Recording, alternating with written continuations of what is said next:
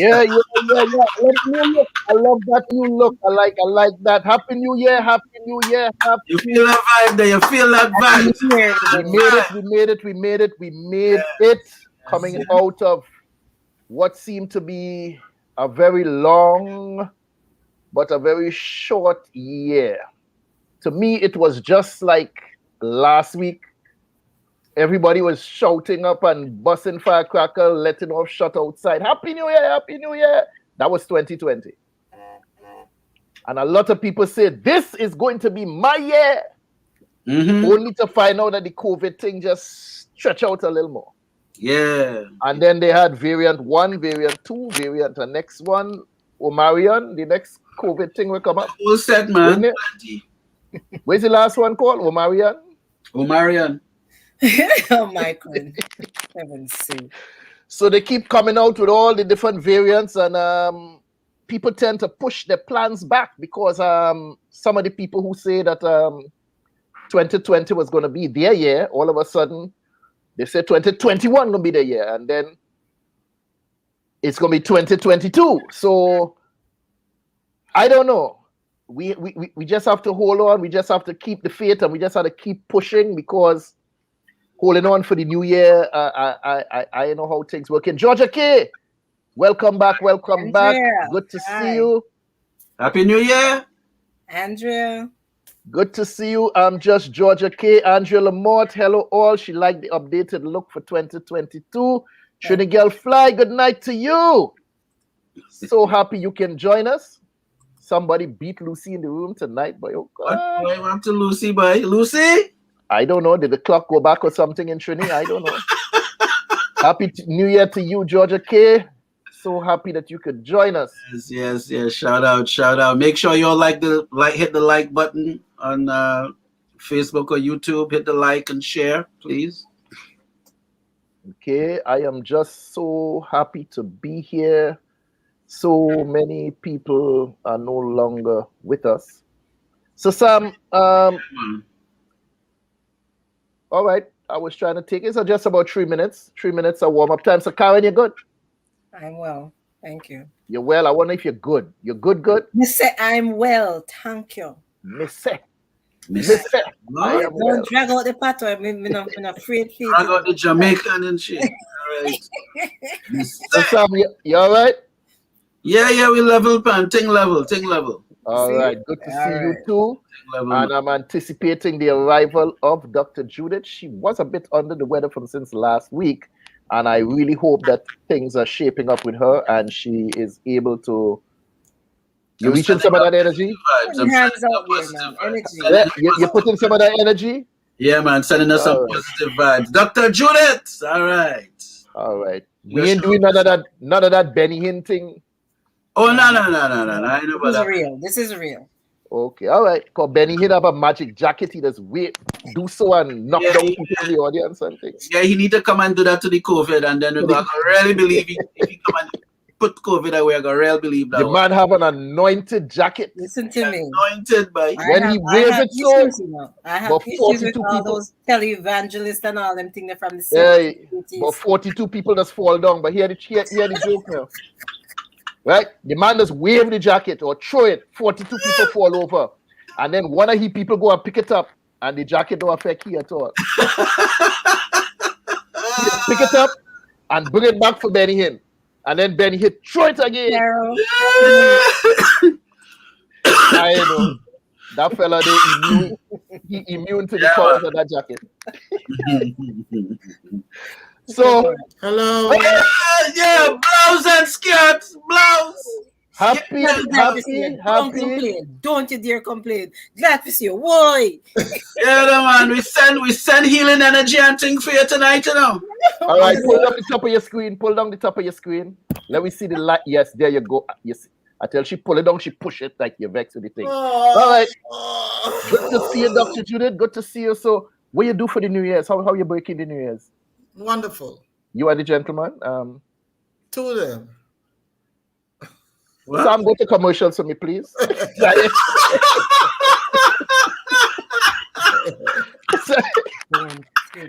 Good to see you all.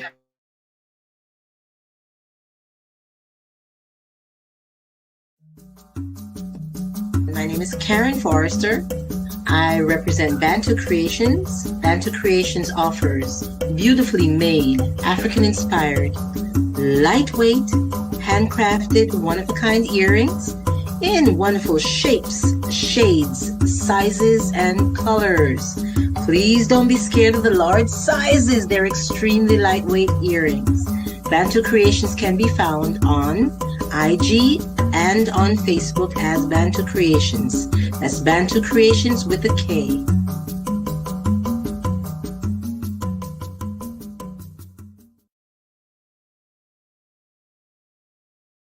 Come check me out, chriskeys.com. I'm worldwide. Tony Altamirano. Hi, I'm Gina. What's up, everybody? I'm Win Vu, award-winning remixer. Koya, I'm an artist.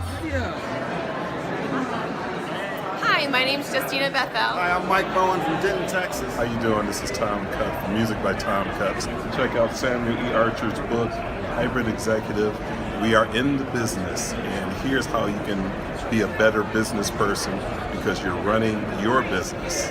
You can find my music at JustinaBeth_EL on Instagram or JustinaBethel.com, and I am a hybrid executive. I'm a hybrid executive. I'm a hybrid executive, just like you. Follow me at Koya Music, and I'm also a hybrid executive. I'm worldwide, baby, but just know I'm a hybrid executive. That's all you need to know, baby. Get on up, B. Check out my music, MikeBowen.com. I'm a hybrid executive. I'm a hybrid executive. Yes, well.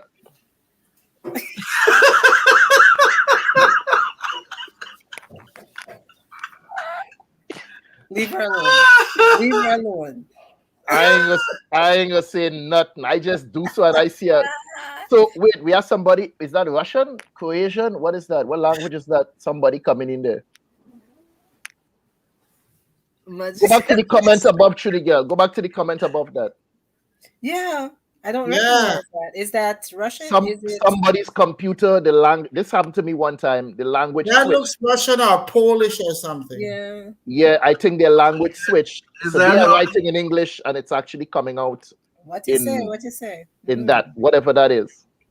Yeah, but the arrow look back to front. I tell it. That's how it is. I'm having a little issue here. That is- Hello, Trini. Trini girl, how are you? Guys, when we step back on just now, you kind of You're disappear. gone. You're just You gone. just roll out. What, you want to get a cup of tea, Dr. Judith? Yeah, if she's Russian or Bosnian, you can say to her, Kakosi. Kakos, what? Kakosi. That means how are you doing? Oh. That sound kind of I don't think I've ever learned anything in that. That sound like cocoa seed. I don't know. Listen. Oh, I work with a lot of them, so I asked them how Okay. to say hello. I used to speak a little Mandarin, a little Cantonese, a little Falkchanese. Oh Sounds my like God. meals to me. Yeah, man. Yeah, over the years, had to. I had did. to. I learned French in school. I learned Spanish in school. I knew some German. I did speak some German while I was living over there for some time. A little Arabic, and Arabic is one of the most difficult languages to learn and read, if you ask me. And even though I understood some Arabic, for the love of all things great and small, up to now I don't understand what you all be saying. You all who? Oh no. Uno drum kuno. Uno push Listen kuno. to me. First show of the new year started proper. What she say, Sam? That means a courtesy Yeah. of a woman. Don't make What me she take it Elizabeth. What she say, Sam? That was Gibbridge there? I don't know. Make me take it down a yard. I don't know. I don't know. All right. I understand Arabic and I don't understand. But I, Karen, if you want to go down a yard and give me some, give me a little live vibe. It not go nice. It not First, go I'm gonna ask Dr. Judith if she understand it because you're from. man. After Judith, we get man. Yeah. Right.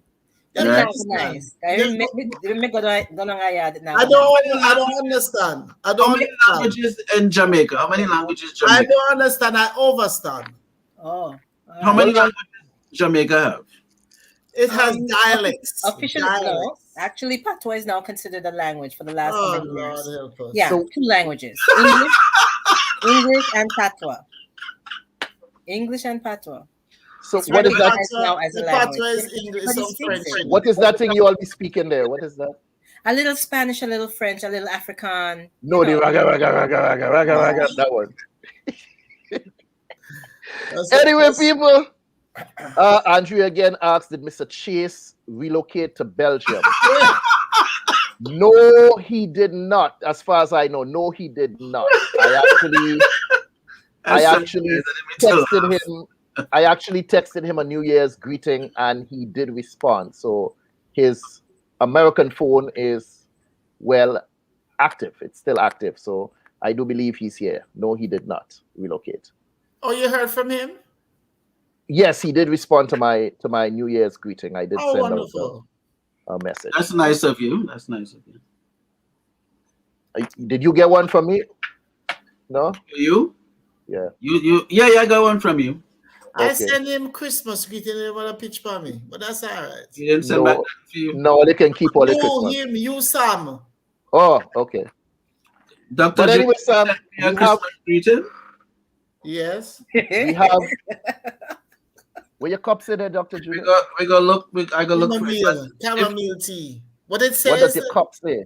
It says, I love you. Yeah, it's. Oh, thank you. I love you too. I was reading it. I just wanted to make sure it's for me. The message was for me before somebody else claimed Only it. for you. I don't know how anybody could misunderstand that. Yes, Dr. Henry, that's all for you, my brother. All for me. All for you. All right. So, Sam. Yes, brother. We have to honor a couple of our entertainers now who are now ancestors. Yes. We lost a couple people as we came into the new year. The gentleman that we're looking at here, this gentleman, I took a note or two and I can't seem to find it. But we'd like to send out our condolences to the friends and family of another one or two of our icons. On New Year's Day, Mr. Clifton Ryan, better known as the Mighty Bomber, made his transition at the age of 93. Oh, wow. Though many of us claim him as Trini, he's not, because we've known him for most of our lives, but he was actually born in Grenada and emigrated to Trinidad. He was a former Calypso monarch.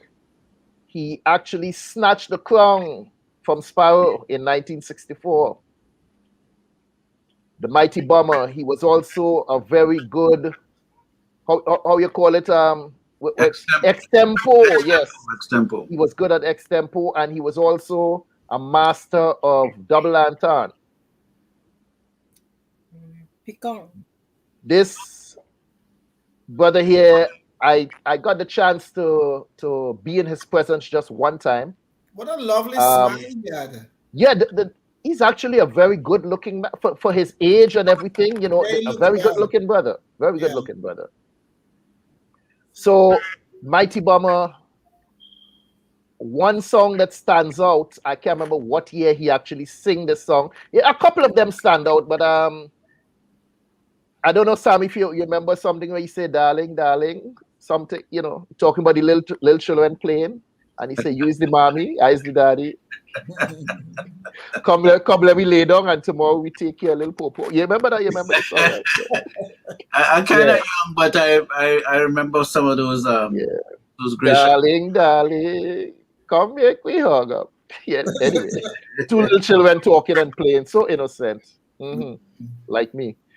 So if we listen to any of his advice, one of his other songs says, seek peace in the world. Seek peace in the world.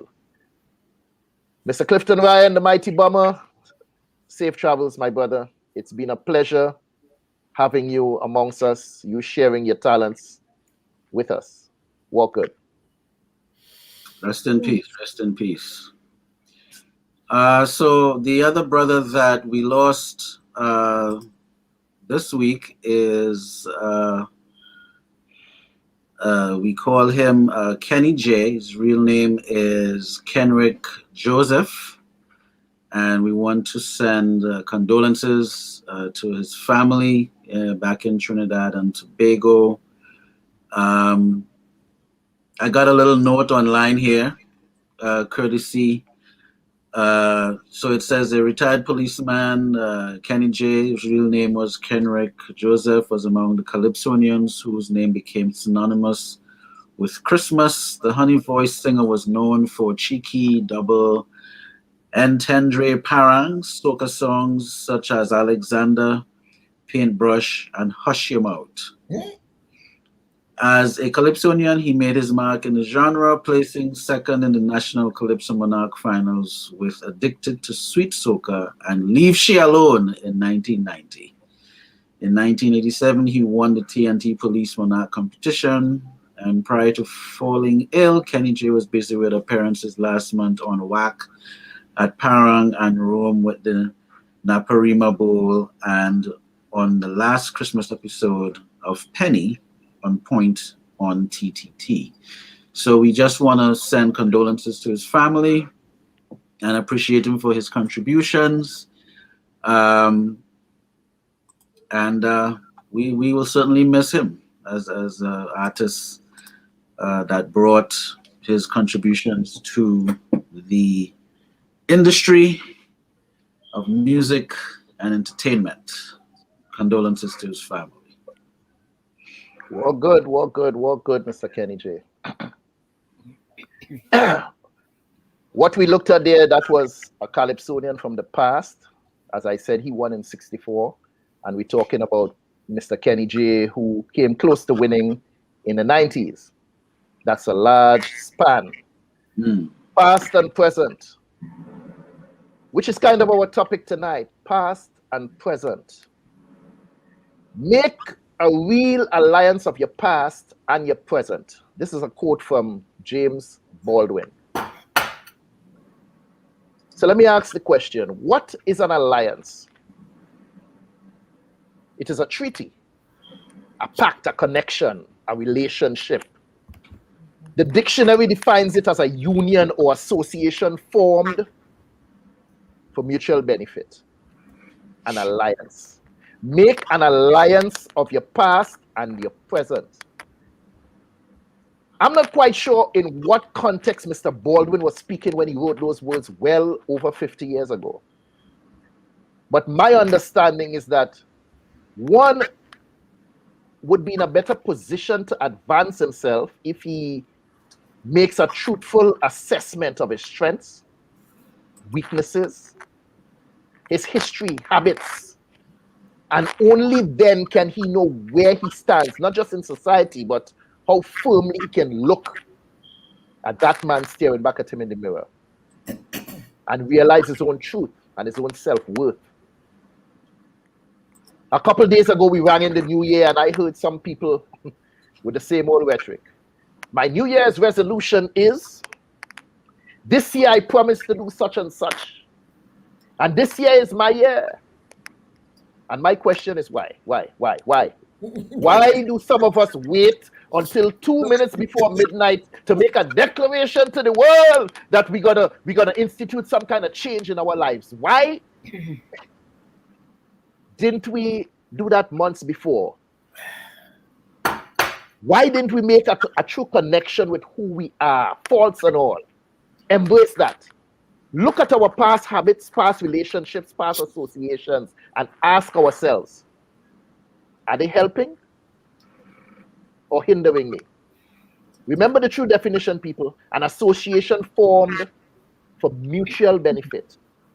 How are you supposed to progress if you're not able to look at your old self that you're attempting to change and make a treaty that you're going to become better, that you're going to lose weight, that you're going to take better care of yourself by exercising, eating healthier, or whatever goal it is you set for yourself? The year is still early, people. It's still early. What commitment are you going to make? What treaty are you willing to sign? What coalition are you willing to form to ensure that this year, 2022, will not turn out to be a carbon copy of the last one? The same last one that you cried and complained about and what you testify to everybody what's going to be your year, yet still you cry and you complain and you whine and you everything. And it's gone. You have another 365 right in front of you. A couple of them gone already. What are you willing to do differently? These resolutions, in my opinion, don't work. And I'm pretty sure some of you all on the panel and in the audience might agree with me. So let me ask you all out front. Why is it New Year's resolutions don't work? Oh, are we going to say it absolutely doesn't work? I say it don't work. Oh. Making that declaration 2 minutes before midnight, no. Because when you saying Happy New Year here, it's already New Year someplace else. Some people on the other side of the world 4 hours ago done shout Happy New Year. So it's already Happy New Year. You now jumping up talking about, yeah, this year I'm going to do. No, the but year it's done Happy begin. New Year for you in your part of the world. So that doesn't matter what somebody else I don't think that last minute declaration works. Has it ever worked for any of you? I did it once. I said never again. I really did. I think I just set myself up for failure. You know, those great expectations of some fantastical thing. I don't even remember what it was, to be honest with you. It's been that long. But I remember thinking, no, I won't do that again. And I haven't. One time. Big mistake. Setting yourself up to fail. If you want to start a resolution, start right there when you on that day, long before the New Year's ball drops. Yeah, I think what it is we, you know, it's almost like a book, you know. The book has a front page. So like the book translates into your mind, okay, this year that coming, this new year that coming, I'm going to read more, I'm going to exercise, I'm going to eat right, I'm going to think and so we tend to think that the beginning of the year is that time. Maybe it's a psychological thing. It is. You know, I remember when I used to really go to the gym. I would, and I really used to go on a regular, and the first 2 to 3 weeks in January, I couldn't find parking in the parking lot when I go to the gym.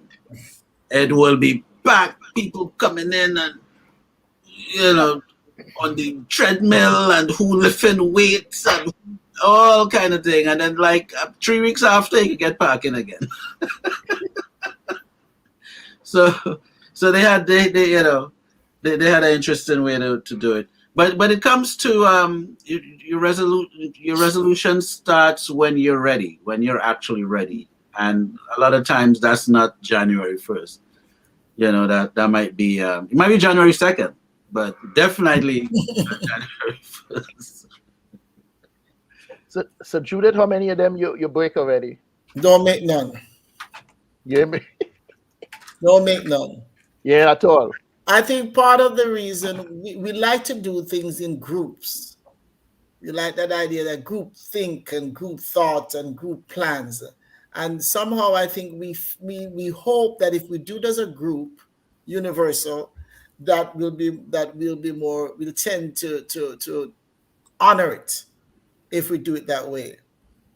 But real human beings don't see. The thing is this: every day that we live is we can start out and never make it to the end of the day.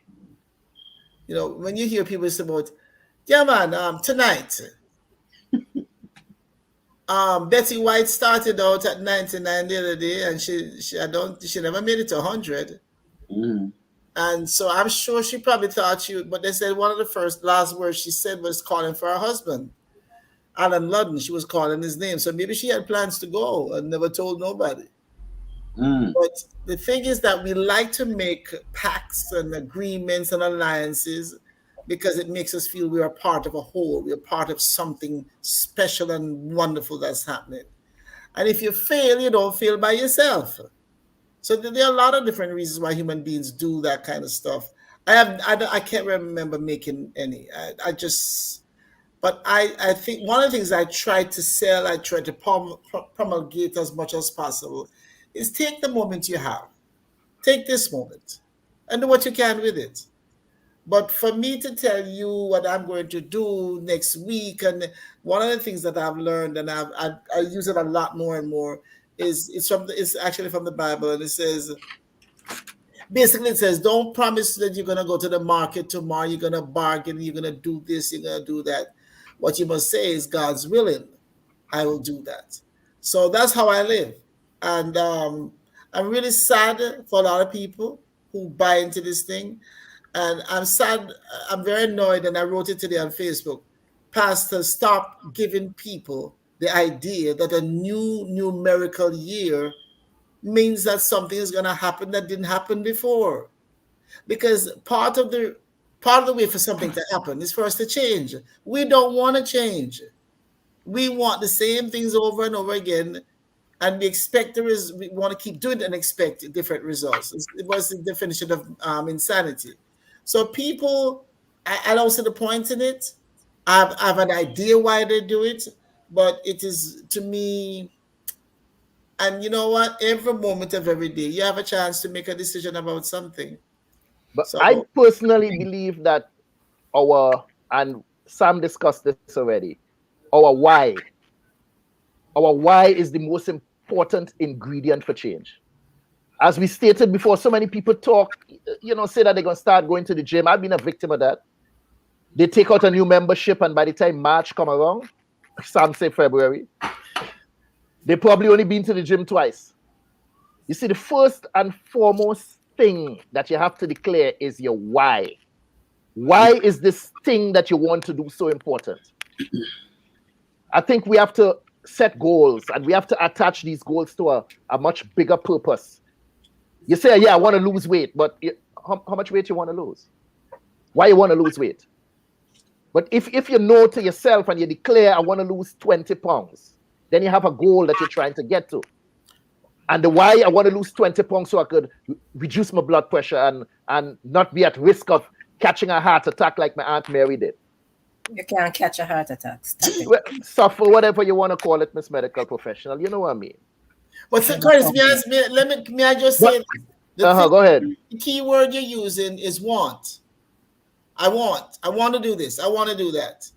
And if people were to look at their needs, what is it that we need to do? Like you said, you must have a reason. I want to lose weight because you're going to die anyway, but I'd like to live well until I die. That's my focus in life.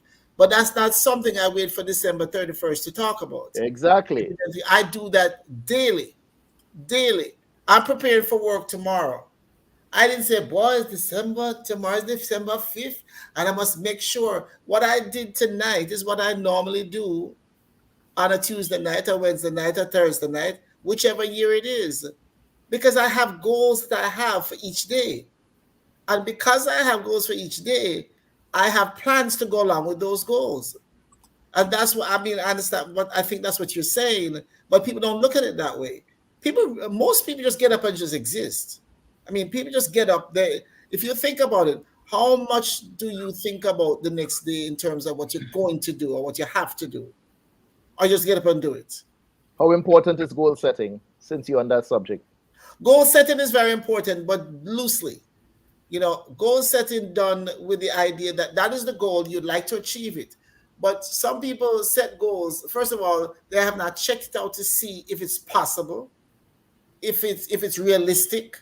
If it's a realistic goal, that's what I want. I'm going to do that. And that's one of the reasons why they fail, why all these goals fail, because some of the goals that they set are unrealistic to be achieved. So goal setting is important, but you must set it loosely in terms if it doesn't work out, you don't lose your mind over it. A lot of people will just, Jesus Christ, I can't believe I messed it up. The first day I messed it up already. Well, maybe you never need to set that goal. Maybe it's not your goal. Maybe you're setting a group goal and not an individual goal. And there are a lot of different goals. And a lot of us tend to want to go along with group goals. In order, and I always come back to this, in order to set individual goals, you've got to look at yourself and say, I need this, I lack this, I have to work this out. Something is not quite right in me, or maybe something is right, but I want to improve it. we have to be able to look at ourselves. Listen, I know a lady who wears a size 9 shoes. Because she so admires another woman who wears a 10, she started wearing a 10. You know, her foot starts spread. Right? So I know she said a golden, but that's what she started doing. So the thing is that if you're not looking at yourself realistically, you can't set a realistic goal. And if you fail, your response to that failure is going to be detrimental, because none of it is from the beginning. None of it was real. None of it was something that you looked into. And no authenticity. Right. And goal means searching oneself. To set a goal means you have to search yourself, and you have to be the H word. The who? H. The H word. What? Honest with yourself. Okay. But not everybody does that. They say, okay. But some people, you know, they're not honest with themselves. They act like they're size 5, and they tell you they want to go down to a 4 and they're a 10. People lie to themselves. So when they set goals, you don't even know what parameters they're using to set those goals. So let me throw this in here. You know, I want to relate to a lot of music hopefuls that I interacted with, and some I haven't interacted with as yet. But they might find this interestingly useful, as food for thought, really. So I would have these people who would call me out of the blue. Sam, I want to do a choir thing, or Sam, I want to record, or Sam, I want to, you know, I want to do this project, and so on. And I said, well, when would you like to talk about it? You know, because when that call is not that they're ready to talk about it. That call is more of a, hey, I'd like to connect with you so that we can talk some more. So I might let a week or two pass and I call them back and I say, well, when would you like to talk about the project? And then they say, well, I have to have a meeting first and then I'll call you back. And then they may hang up and, you know, so then a couple months will pass and I'll call back and I'm like, did you have your meeting yet? No, we couldn't connect yet because this one is over here and that one is over there. And, you know, I had this going on and I'm studying and I'm going for this degree and ting. And I said, well, but you need to talk to me first because you don't know what information you need, you know, what you need to put together.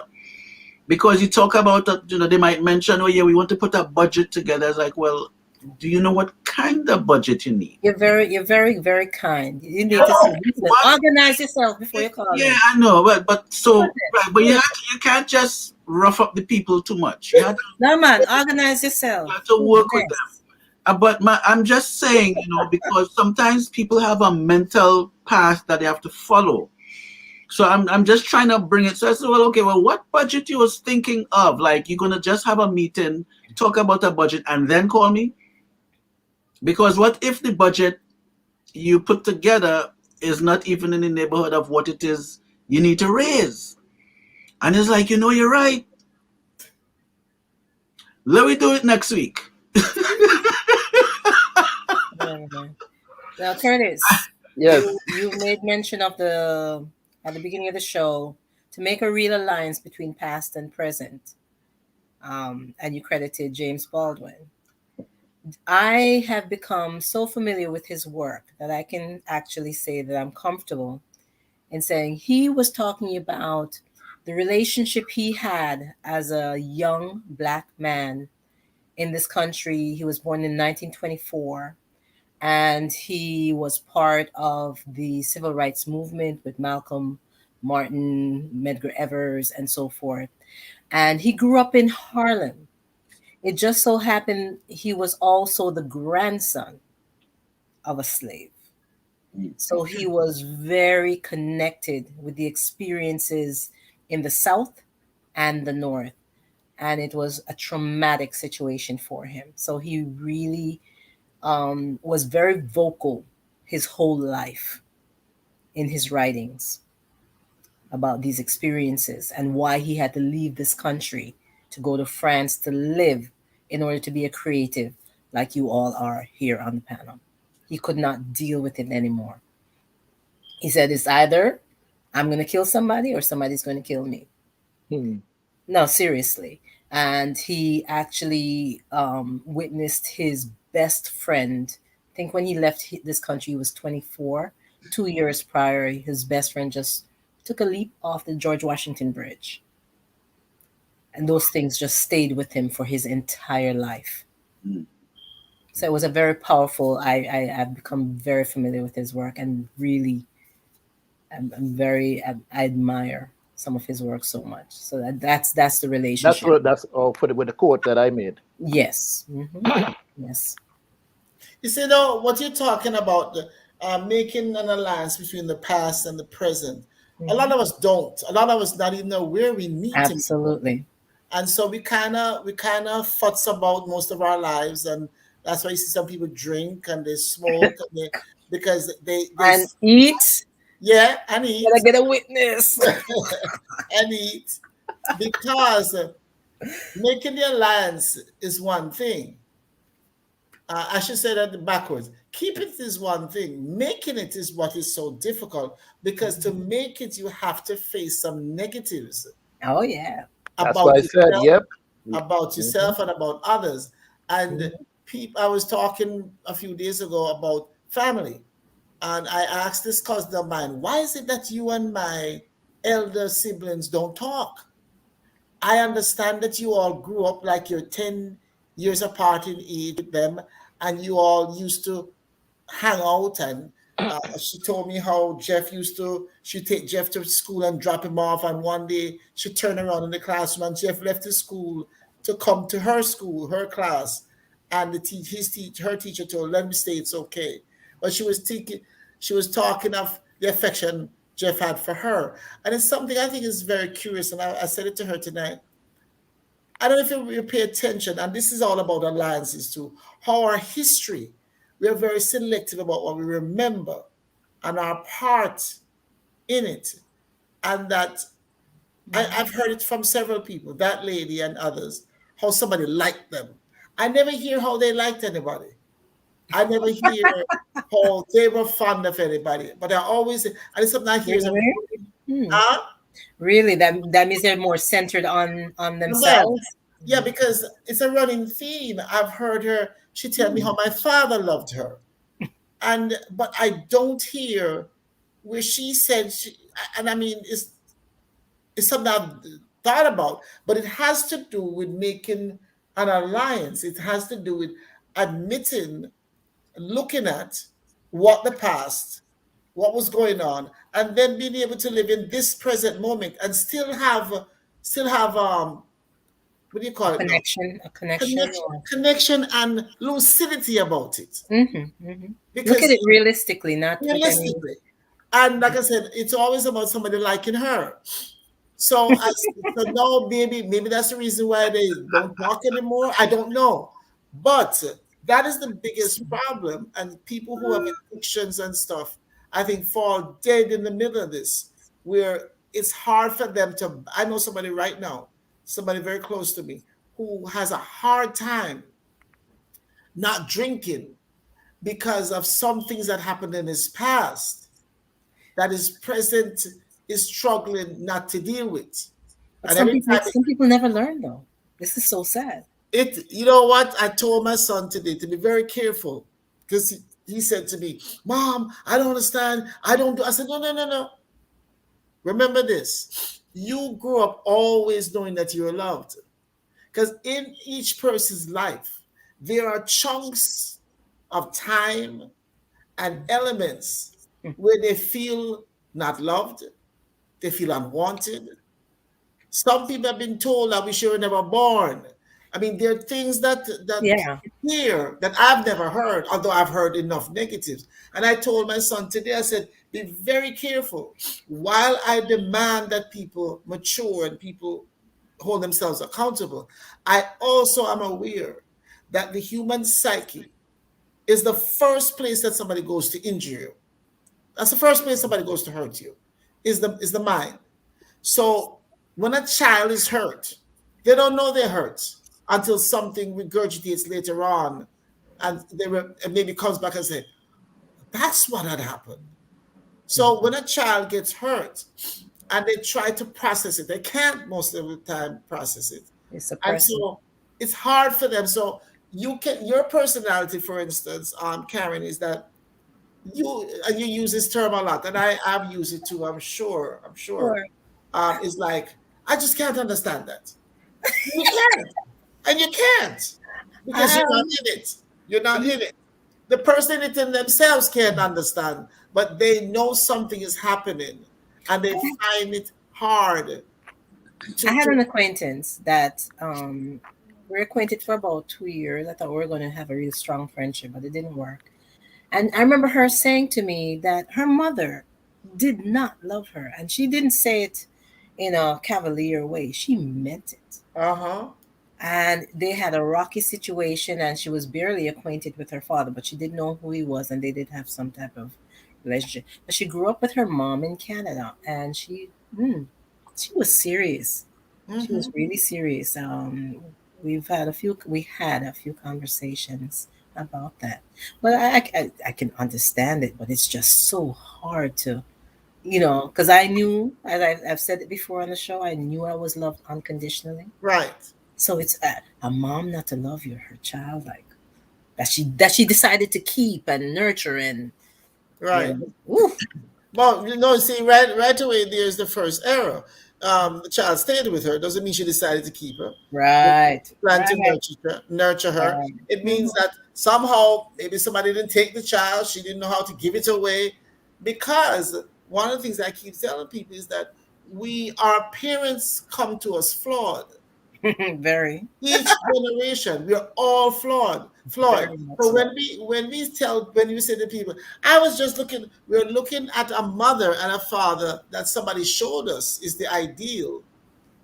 And we don't get the ideal. We never do. By the way, TV messed up a lot of us, A lot. How we get messed up with them little shows with Bill Cosby. The Cosby, but even before Cosby's was, what is it? Brady Bunch, Partridge Family. All of them something. That's real, man. I told you. I was like, so where's that father that I'm supposed to have? I mean, seriously, in my little mind, I was like, wait a minute, what's wrong with this picture? I had a whole extended family at home. If you go back to the movies, and I don't want to dwell on too much, but if you go back to the movies where black folks made, like one with James Earl Jones and Diane Carroll, I think it was. Claudine? Garbage Man. Claudine? It wasn't. Yes, I think it was a Garbage Man. And if it's that one, but there's one for sure where it is more beneficial for the man to stay away from the house because she was getting some kind of welfare and whatever. Yeah, that's how the system worked back then, where they would do impromptu visits, just drop in. But then what was the underlying reason for a governmental system to tell you, keep him away? That is a divisive situation. I mean, it was calculated. It had a point. They wanted to destroy the black family. And I mean, the thing is that we have gotten to the point now where if you hear women talk about men being around, it's kind of frightening how women talk about, well, I have my education, I have my car, and I don't need no man. I don't need a man. And I can come and give me some of that and then whatever. And these are literal. These things are happening right here, especially like this, like Atlanta. So, but I want to get on that. The bottom line is that we all come from a scarred past to some degree or another. The problem is this. Something will always be missing. And the lies that we're told is that some people have it all. So as long as some people have it all, my job is to seek it. And if I don't get it, I am less than. And that's why resolutions mean so much. I'm going to have what the Brown family had. And I must have. You don't know what they had on the inside of the house. You have no idea what was going on in there. Believe me. Because Jeffrey Dahmer and all those other serial killers came from perfect looking homes too, Exactly. So the thing is that I mean that thing about connecting the past and the present. That is our greatest sadness. It is destroying us because we don't want to look at the broken pieces. Television promotes it, social media promotes it. We want it now. But to deny ourselves, to deny our history, makes us so confused. When is it going to stop? And this is not. It has to start with us. That's why we're here. Right. But you all have to realize, Judith, what I was waiting for you to tie it in, what you spoke about back to the days of Claudine, that system, Karin said that was in place that demanded the man to be outside of the home. You know, you get rid of the man, we will take care of you. We will take care of you, take care of the children. You get a supplement every month. Just keep the man away. And that was the beginning of the breakdown of that family structure. Right. And if you really check it, we talk about Claudine, that's in the 70s. Right. My goodness, that's what a generation, that's our parents' generation. That's one generation away. So now when you look at some of the younger ones exhibiting some of these same behaviors, which seem to be on their own, you have to understand where that also came from, because they grew up in some of those households. Right. Where it was better off for them to keep the man out and have the government take care of them, set up the whole Section 8 and whatever other benefits they have going on, because the man, half of the time, uneducated, unemployable, has that record. So he's unable to do for the family. So it's like, keep him out of the house. But, as you're saying that, Curtis, in the midst of a situation like that, who wants to connect anything? Who wants to have an alliance? Because what people are struggling with is what I want now. And people they say for lack of knowledge, of people perish. We will not connect because we don't see the point to it. But for over 403 years, our identities have been interlaced with filth. We've been denied basic human rights. We've been conditioned to forget our history, forget our language, forget our culture, and forced to assimilate into a new language and culture, and forced to adopt the religion of the people who brought us here. If at some point we don't reconnect, we will never find a true course. Well, like Curtis just said, or you said it, that's what we're doing here. Hopefully there'll be some little gem, something that will come out of this that will prick people's conscience, their minds, to say, you know what, let me start looking back. Let me start connecting. Because our children don't know anything. And I think, Karin, you have said this many times. Our children know anything about our children now, especially, don't know anything about the civil rights movement. They don't. I mean, Atlanta is the birthplace to some degree of a lot of that stuff.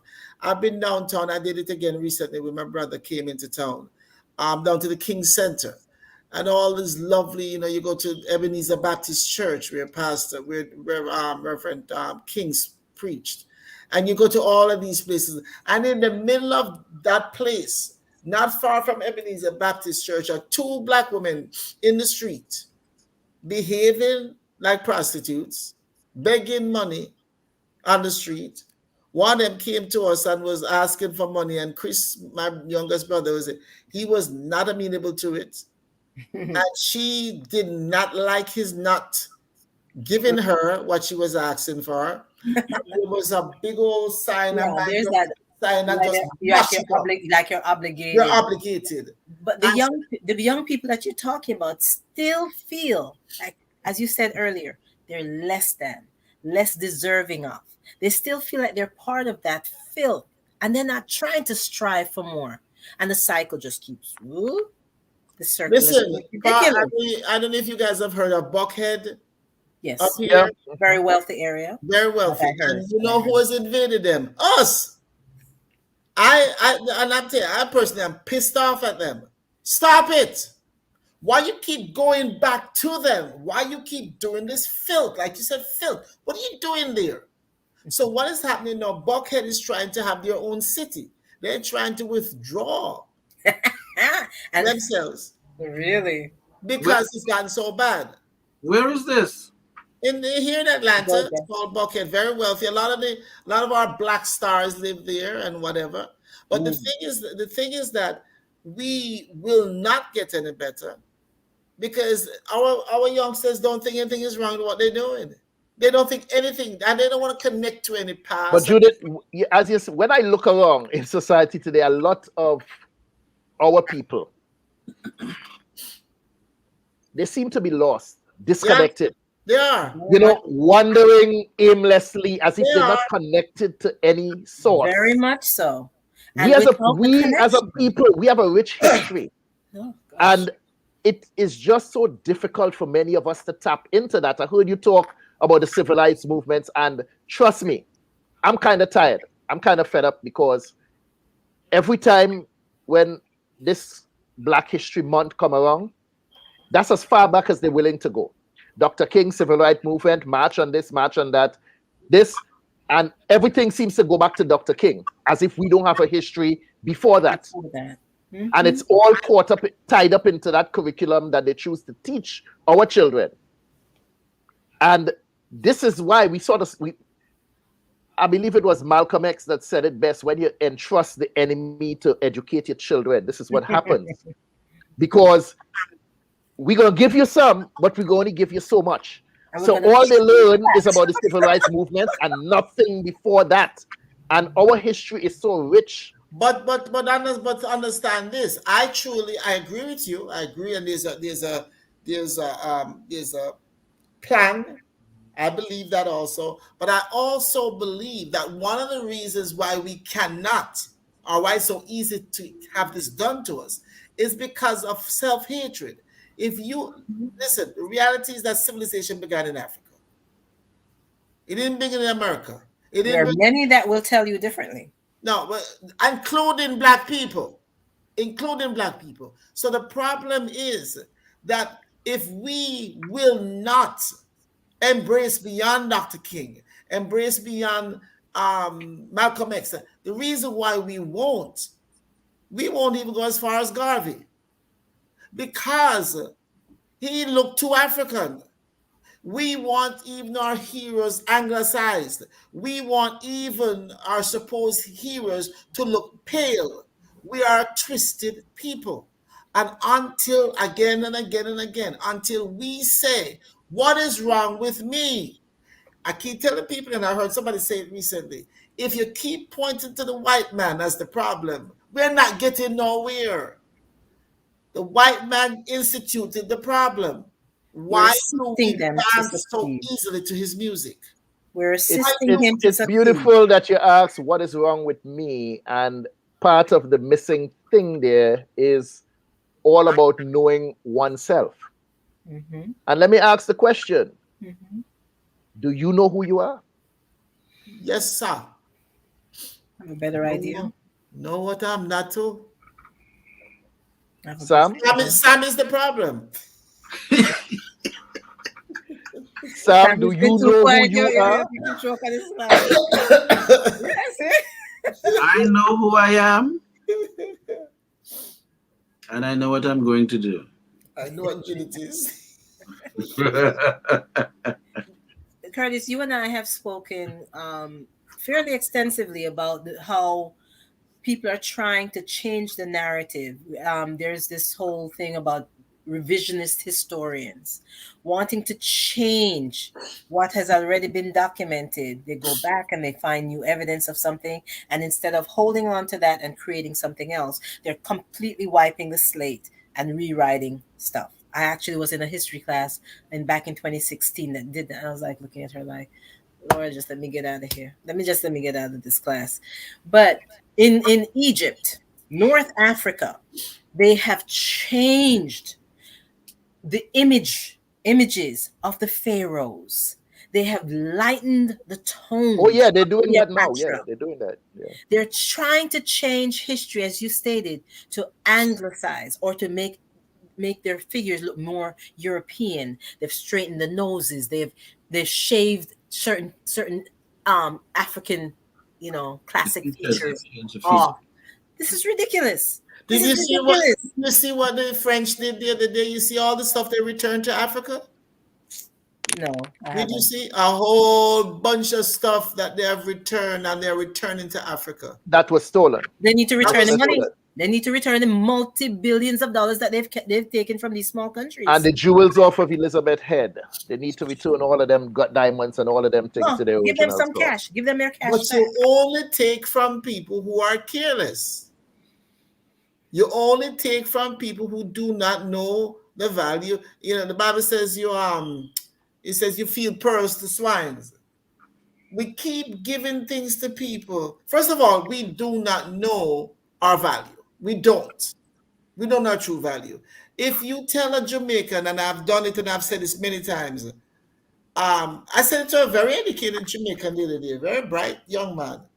I said, you travel a lot. I said, where I want to go is Africa. I said, Africa? I don't want to say to you, what the blouse and skirt wrong with you? He has traveled across the world. And he's very pro-black. But yet, it's like Africa. Africa is an awesome continent. And we have been taught to fear.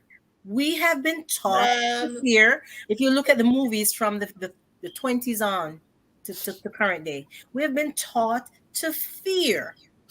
Because if you make us fearful, then we won't set foot in these countries on the continent. I've done some research. You should see some of the beaches in different parts of Africa. And I'm like, Jesus, help us. I mean, some beautiful, gorgeous beaches. But we've mentioned it before, where we dedicated 3 episodes to the skin images, body image and stuff, where the continent that we have been dreaming of, visiting, meeting, ancestors, all of that, is changing so much to sort of reflect European ideals of beauty. We thought they were protected, insulated, but they're not. They have been dealing with Europeans for all these years. Even if they officially left a particular country, the crap that they left behind, emotionally, physically, structurally, that has just led to them not valuing those beautiful shades. Let me ask you guys a question. It's something that I've thought about many times over the last 40 years. Where Black people are concerned, whether it's in Africa or the islands, where do we think? I can't even think of it. There is an origin of a new breakout of hatred of Blacks. It's always been there. It's been there over 400 years, and slavery and all the rest of it. But I feel and I sense there's a new wave of racial hatred. I would say a new wave. Judith, I don't think it's new. It's not new. It's always been there. Now the internet is revealing it. Well, listen, however we put this, it is like, well, maybe what it is, it's unashamed, not hidden. I promise you. Unpretentious, vile. It has always been there, Judith. The internet is revealing it. That is what's happening. We're getting more access to it. But it has always been going on. I know it's always been there. Come on, Curtis. I could not know that. I know. What I'm saying is, what is prompting this? Finish your sentence. This whole resurgence? What? Resurgence. Where do you think it's coming from? It's coming from governmental where though? In the major developed countries. I don't think it's here. I think it's right here. It's definitely here. I think this is who's promulgating it all over. It's definitely here, but it's also there. There are areas in which I'm going to go back to James Baldwin. There are areas when James went to France at age 24. I hope I'm correct with that number. He said he could be invisible. Why? Because the French saw him as being somehow different because they knew he was American. Right. But the Senegalese and the Algerians were being treated in the most atrocious manner. Right. In Italy, in several countries in Italy, current day, people from North Africa emigrate trying to make a better life for their families back home. And they are not even put into housing. They're put into machines, huge commercial dryers to sleep. They don't have toileting areas. Come on. Come on. All these major developed, supposedly developed countries are doing the same thing they've always done. It's just being shown differently. But you know what's funny about Italians? I don't, well, I don't understand a lot of things. I don't know a lot of things. I don't understand a lot of things. Is that the Italians, the ones that are called, what are they called? Sicilians. Sicilians. From South Italy? They are mixed with the blacks from the Moors. Mm-hmm. Some of them are very dark skinned. Very dark. Mm-hmm. So the thing is that I like I said, I think it's American. I'm sorry, I just think it's America. I just think this country has a vile nature to it that it just does not stop. And it's not justice. That's who. It's not just there, girl. It's going on. It's going on in some of the Arab countries. It's the very same treatment that Africans are getting in Israel. But I said a white American man. I'm sorry. But the white Americans are the ones that came to Ellis Island and didn't look back. You know, a lot of them look at Ellis Island like that's where my people land. You know, okay, they got here. They don't look back to their past either. So it's a problem on multiple levels. Although they maintain certain cultural practices, we arrived in Ellis Island in the 1800s, and that's all they look back to. You know what a Jamaican man said on the radio one time in South Florida, when I don't know what was kicking up in Jamaica at the time, whatever vile thing was happening, and I'm saying, come on the radio, say, you know something, just go down there and burn up everybody and just kill them and start over the plus. I mean, after a while, you know, say we're off already. This stuff.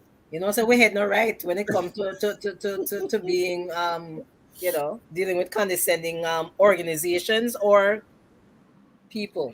Yeah, but once again, I only think we had no right in dealing with one another, but somehow we had seemed to get straight when dealing with the real enemy. So that's the ideal. So let's draw a connect, because I think we may have veered off a little bit. But I think what this conversation is showing us is the element of approval and the element of the element of being wanted or being included. I think that is sort of like the way that you know, somewhere we feel that we need some approval from something. But we're seeking in the wrong place. Yeah, and the need to feel wanted. We need to want each other. Important, and you know, so it's different levels to this particular conversation. It's very, very different levels, because some of it is our fault, some of it is not, you know, and we have to look at the junctures as to how to understand the nature of this thing we're trying to understand here. That's the alliance we're talking about. Part of what you're saying there is a universal issue, and it has to do with human beings across the board. Doesn't matter what color.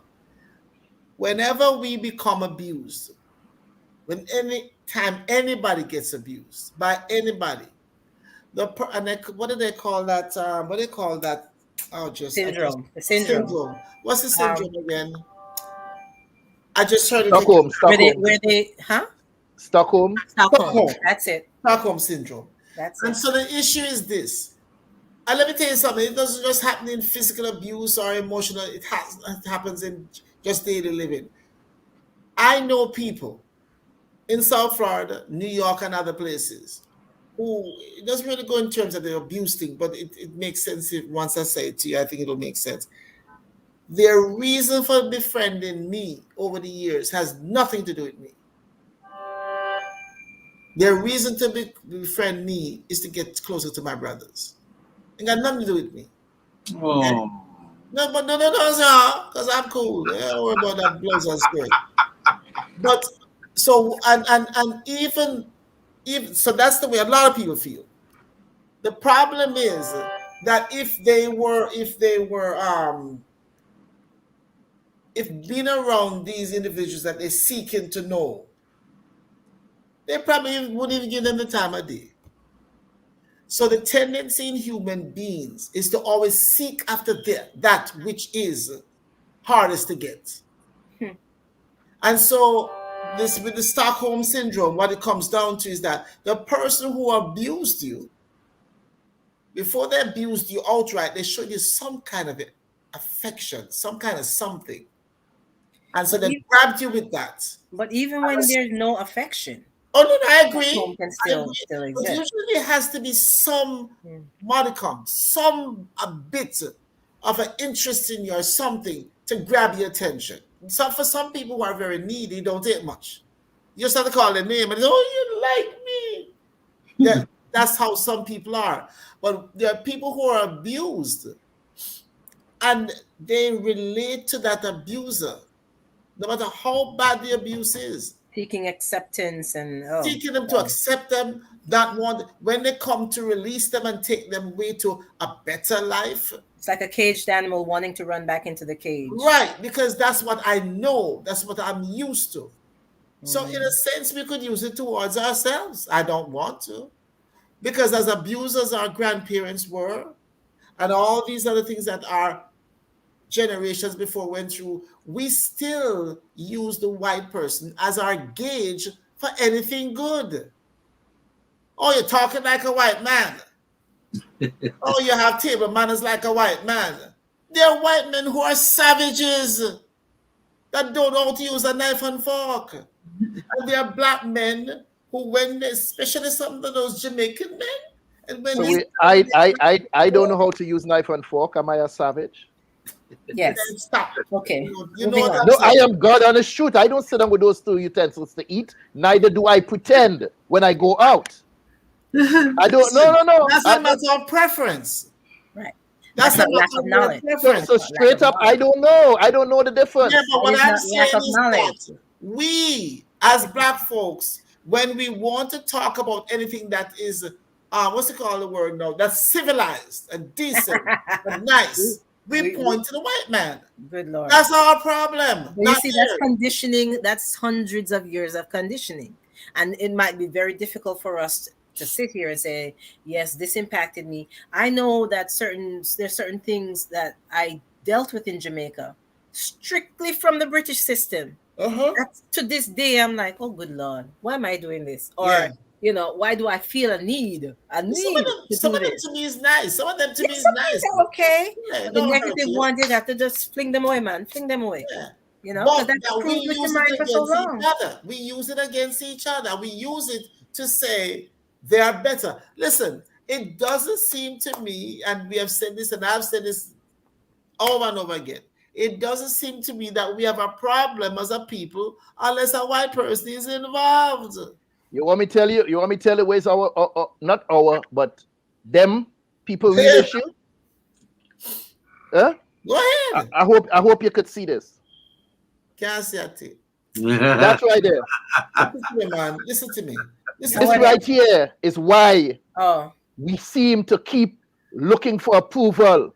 Because as long as we see this as our God, you cannot fight against this in any way, shape, or form. Listen to me. Let me ask you a question. Now, I'm very serious about this. Anybody that you are told or shown to believe in or to trust in, unless you're mentally deranged. We're talking about an image. The image is what have people thinking the way that they think. Marcus Garvey was an image. How much black people like Garvey? How many black people like the image of Marcus Garvey? Once again, because of this, that is why they're holding on to Listen this. to me, man. That is some backside moment. We need to stop it. That is authority. And that is where the fighting. That is the main problem right there. You know what? Even that is an excuse now. Even that has become an excuse. That's crap. I'm telling you, Curtis, this thing, it makes me so angry when I hear stuff like this. Whether I believe in Marcus Garvey, whether I believe in Trump, whether I believe it is a personal, even if I'm enslaved, I make a decision what to go along with. I am talking about the image, Judith, not whether or not you believe in Jesus, not whether you believe in Jesus Christ, but the image, that image is which some people still enslaved. It's all tied up together. It's all tied in together. So, the bottom line is this. If I have something to offer you, if I have a plan, a program to offer you to better your life, and you never see an image of me, but from what you can read, and what you can tell, this plan offers something to make you successful, to make you rise above whatever. What is going to be your choice? That you don't have an image of me before you can go along with it? Or that somebody told you the image that I have? Or are you going to read the information and say, you know what, I think this is going to benefit me? Answer me. Totally different argument, Judith. Well, what are we saying? That we can get help from places that regardless of what the perception or what is being broadcasted from that brand, if they're providing help, that we can't take the help? I am not talking about the message. I never said anything against the message. It doesn't matter. I never said anything against the messenger. I am talking, let me answer Sam. I never said anything about the message. I never said anything about the messenger. I am talking about the image that is presented in front of people and what they hold near and dear. Okay. And that, let me finish answer Sam. Right? So I am not talking about whether or not the message has something vital. I'm not talking about whether or not that messenger was authentic. I am talking about the image that is presented to you. And as long as the Black people continue seeing that image as their God, we cannot and will not fight. And we have that same Stockholm syndrome, because in our image, that same white man that we're looking at, that's stomping we and keeping the foot on the neck, that image is God in a lot of people's mind. And they cannot and will not fight back. And whose fault is that? At this point, at this stage of the game, whose fault is that? At this stage ours. But that's what the show is all about. Okay, now being accountable. Wait, because the reason why I asked that question is when Judith asked about Marcus Garvey. Marcus Garvey was probably one of the only individuals that we know of historically to mobilize the amount of Black people that he mobilized in the movement. That was a revolutionary man. So if you're gonna ask, okay, well, have we, what about the image of Marcus Garvey? It's a major image. No. Listen. Okay, but so maybe I lost the context, but no, the reason why I brought up that is because of what Curtis said about the image. The image of the white man, there's no two ways about it. There's no two ways that the image of this white Christ and all this stuff, there's no two ways that it has been effective, it has worked, it continues to work. But the truth of the matter is, my grandparents are not in slavery. My grandparents are not enslaved anymore. Slavery is still very present up here, if nothing else. And racism continues because it's a systemic problem that if the people who are practicing it does not admit to it, it will not go anywhere. Because in order to wipe it out, you got to admit you're doing it.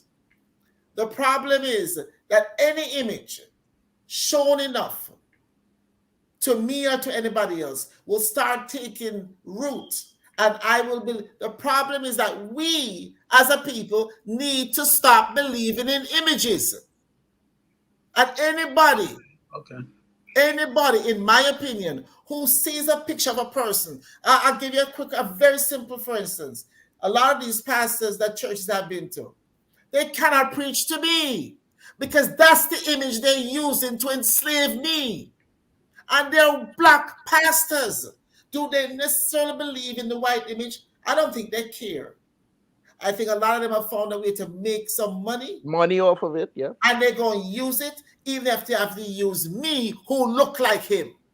The bottom line is, when do black pastors, male and female, start saying, one of the things I posted today, pastors, stop giving people the impression that all you have to do December 31st is have your glass ready to bring in the new year.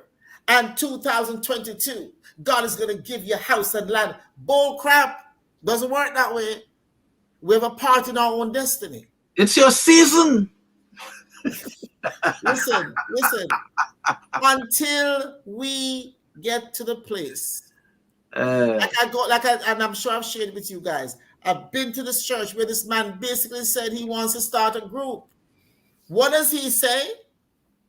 He said something like, I can't remember the name, but in other words, what he said, you are pastor's pet. You're special to pastor. And he wants a group of these people. And he made the mistake of having me in the room because I don't fly with a striking thing. And so I said, but then he slipped in that there's a monthly little money you have to pay. Stipend, yeah. Send pastor to belong to this group. And then I started pulling away. He called me and asked me what's going on. He wanted to talk to me. I went and I spoke to him. And I told him, I said, I never said that. I said, but you don't have to admit to it. You said it. I was in the room and you said it. Until a whole bunch of crazy black people going to church start talking to the pastors that way, this crap won't stop. And an image don't make any blasting difference. The bottom line is the black pastors are using that image. So then it does, but then it does make a difference. And take our money. And we are not waking up because a black person tell me about an image. And I'm not following what I know. I'm not doing the knowledge that I have. I'm going according to what they're telling me. So, while he's collecting money and sending it to Nigeria. So how do we effectively break these chains, so to speak? Part of our biggest problem is the church. Part of our biggest problem is the black church. People don't want to hear those things. Because every time we find a way out of a hole and come into any degree of light, enlightenment, the black pastor, some of these buzzards who my father said are the ones who come to your house on Sunday and get the chicken breasts, and the father don't get no chicken, but the pastor come and get it. And guess who's the greatest perpetrator of this stuff? Who you think? The black woman in the house. The black woman. Mm-hmm. Until you start making him God. Because that's our downfall. Listen to me. Let me tell you something. From being in many churches, especially in the last 40 years, our problem is not a white image. Our problem is a black female. A black woman in Jersey went to church one morning, not many years ago, and asked the pastor, did you eat breakfast? And the pastor said to her, that's not your concern. My wife sees to it that I have breakfast. And he went to the pulpit. He says, listen, any of you here in this church who left home and did not see to it that your husband had breakfast, get out of here now and go feed your husband. We are the ones who push this crap. And we lose our men, a lot of us, as a result, because pastor becomes our ideal. And the pastors that we're talking about are not looking at a white Jesus. They're looking at green money. That's what they're doing. And they get these women to set conferences up. And they get, you should see how they wheel and deal. And they're getting these women. When October comes, pastor appreciation, appreciate you behind every day. I'm giving you no money. And we want to send him on a cruise. And we want to buy them a car. Let him buy his own car. Let him go get a full-time job and do this on the weekend. That's my take. Have I said it to pastors? Yes. I'm scared of none of them because they're not God. That is our downfall. It's not a white image. Let me bring this back around. A moment ago, someone, and I think it was Karin, you mentioned something about fear. And I do believe that fear is something that's holding a lot of us back from embarking on new stuff. fear, because we cannot say that other people have fear and don't think that sometimes it doesn't affect us as individuals. And I've had my experiences with fear quietly. It may not have been on the outside where I'm trembling and shaking to do something, but it goes on in your mind, in your subconscious, in your heart. You know, so come clean, and I'm going to ask you all this. Have any of you ever experienced fear when you're about to embark on some new venture? I experienced it in the past few days. I had a couple almost anxiety attacks. And I had to stop myself and say, hey. Because when it comes on me, I have to talk to myself and say, hey, you know better than this. And it starts in my stomach. And then a general fear takes over. So you see, those things, unless we can start talking about them and admitting to them, we can't get no better. Fear is real. Anxiety is real. When people talk about New Year, man, Monday through Tuesday is a new day. It's hard. I told one of my young nephews today, I said, don't let anybody tell you because you believe in God that you won't have fear. That's a lie. For me, it's easier to negotiate it because I have God in my life, but fear exists. And those are the lies that we tell about God. Is that, oh, yes, he's going to wipe out. That's a lie. He ain't never said he's going to wipe out nothing. He said, I'll be with you through the difficulties. Anybody else? Dark times. I had some fear. When I was about to embark on my first marriage, you know, in the moment of the experience, there were some fearful moments. Very intense, very heartbeat intense rises, and you know, when you're about to embark on something you've never experienced before, you know, you'll feel a little something. Trepidation. Trepidation. Yeah, trepidation. You know, I think I lose a few ounces too. You know, because it was just so much, you know, energy in that moment, and you had to make it through. You know, you can't pass out, you can't fall down. You know, make sure you have your vitamins so you can stand firm throughout the moment. Karin? I fear growing older in this country that has never claimed me, has never made me feel comfortable as a Black woman here. I fear growing older here. I don't want to. That is I don't have anybody to take care of me. The question is though, what do you, and I'm trying to keep this in the past and present, what do you reach back to conquer that fear when it comes so that it don't overpower you? What it is you reach for? Probably my grandmother in my case. My grandmother was such a powerful person in my life. Always talked about her own mortality. And so I'm not fearful of death per se. I am fearful of a life not lived well. That's me. That's me. Sam, what's your source of strength, should I say? What do you reach back for to conquer that fear when it tried to seep in? Most of the times, if I was going to pass a test, I will pass the test, or maybe I will fail miserably. So I would look at the experience after, whether it was a winning, fearful experience, or was it a losing, fearful experience. And then I look back at that and say, what is the lessons? You know, if it was a lesson to learn, if it was a bad experience that I went through, I will look at, okay, what did I do wrong in this situation? Because sometimes a moment of fear is not something that was even planned, but it's natural to have that element of fear with it. It's part of the process. It's part of the equation. So it's either you're going to use it the right way, or it may turn out paralyze you. You know, you say the wrong thing.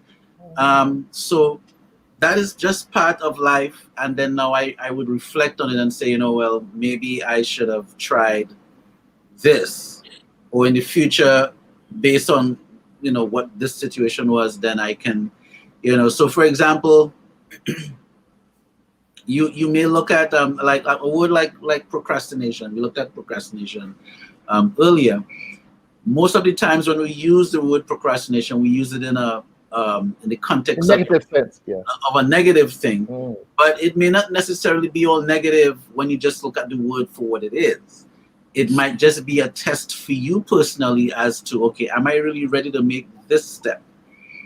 So although it's right. So in some aspects, even if you pull back to think about it or to say, you know what, I'm not really sure, procrastination might have saved you a further situation because you just decided, okay, well, let me just hold right here and just observe this a little bit more, you know. But you know, we do feel bad that if we didn't go forward and it was a great opportunity, it's like, you know what, that was a really good opportunity. I should not have procrastinated. I should have just gone for it because I could have handled that situation.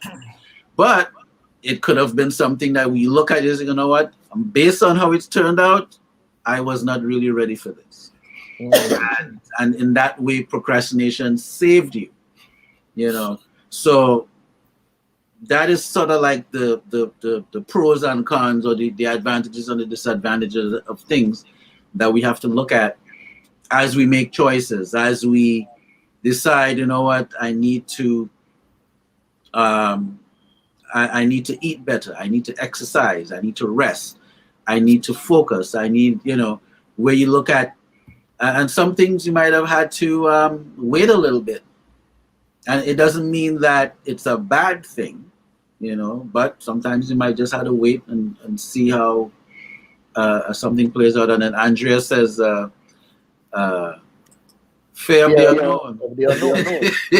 Sometimes you really don't know where it's going to go. How I deal with, why am I echoing? Are you all hearing that, or is it just me? Yeah. I hear it. Okay, I find, no, I'm echoing back. Did we clear up? You're clear. Okay. Yeah.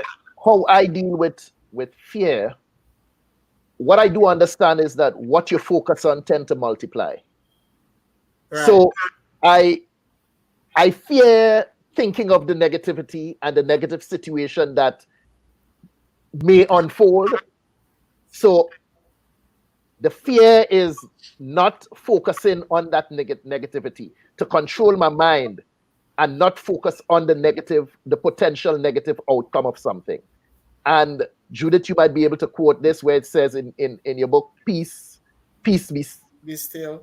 Peace be still. Mm-hmm. Right? And Karin brought that up to me sometime earlier on in the week, because where I find my answers is in the stillness. Right. Is in the stillness, is in the quiet, is in the peace. Because I do believe, and I'll quote someone here, I can't remember who it is, Jim Rohn. He said that most of mankind's problems stem from his inability to sit alone in a room quietly. Mm-hmm. And that is what I do to overcome that fear. I sit quietly. And in that stillness, the answers that I seek to the problems that I'm facing, that I'm fearing in some which way, shape, or form, that's where I find the answers and find the solutions to the problem. But I'm glad that you all were so revealing with that you all do, in fact, experience fear, because a lot of people tend to have this sense of bravado that, no, not me, man, no. Fear? Who not fear? I don't fear nothing. Yeah. But you know what is good, what you just said that I find very interesting is that you say you do it in the stillness. A lot of people are afraid of stillness and they run.